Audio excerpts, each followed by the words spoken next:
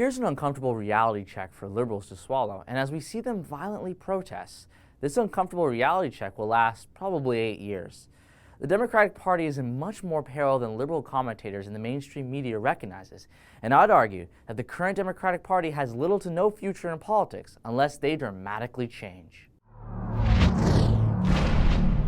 We all know that Trump is president. He was inaugurated while liberals violently protested on the streets, destroying property, rioting, and etc.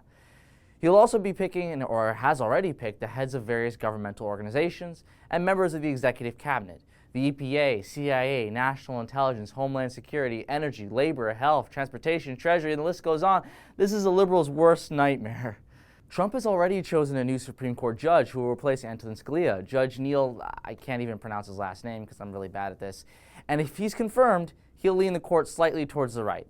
This is because Merrick B. Garland, Obama's pick to replace Scalia, has successfully been obstructed by a Republican Congress. Before Scalia, there were 5 conservative judges and 4 liberal judges, which meant that the Supreme Court had a slight conservative leaning. Now with Trump's victory and Neil being picked, the court will most likely keep its conservative leaning. In addition to that, 3 judges on the Supreme Court will either most likely die or retire. These 3 judges include Kennedy, Ginsburg, and Breyer. Kennedy is the only judge out of the 3 that's remotely conservative. He's not nearly as conservative as the other conservative judges, though.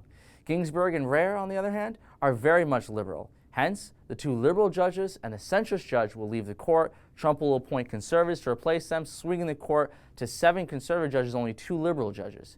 Even if no one dies or retires, though, which is highly unlikely since they're all like 80 years old, the Supreme Court has a conservative majority regardless. But Jay, you might ask, those are just 2 branches of government. Surely the Republican gravy train's got to stop for gas. Surely their power ends at those 2 branches of government alone. Nope, the Republicans control Congress as well. In fact, they control both the Senate and House of Representatives. Out of 100 seats in the Senate, Republicans control 52 seats, while Democrats control 48 seats. That gives Republicans a slight majority in the Senate. Out of 435 seats in the House of Representatives, Republicans control 241 seats, while Democrats just control 194 seats. That gives Republicans a very comfortable majority. They control federal law. The gravy train doesn't just stop there at federal government, though. Oh no, the gravy train gets better on the state level. There are 31 Republican governors, only 19 Democratic. There are 32 states with Republican-controlled legislative offices, only 12 Democratic states. In fact, right now, there are 30 states that are entirely Republican-controlled. That's right, over half of America's states have a Republican governor and a Republican-controlled state legislator.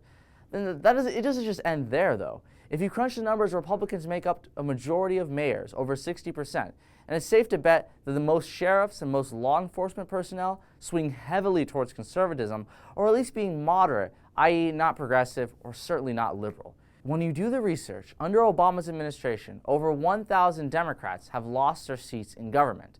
This includes the congressional and state level seats, governors and mayors, all the way up to the presidency. 1,000, baby. Once Democrat, now Republican, solidly Republican. But Jay, you might ask, that doesn't mean the Democrats have no future in politics. Well, yes, it kind of does. For the past 8 years, the Democrats have been getting pulverized at the state level.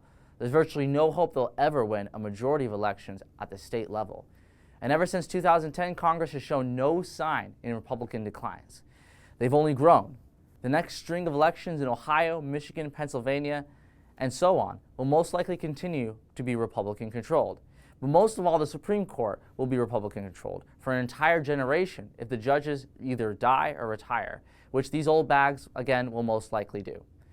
Even if they don't, it'll still be Republican-controlled.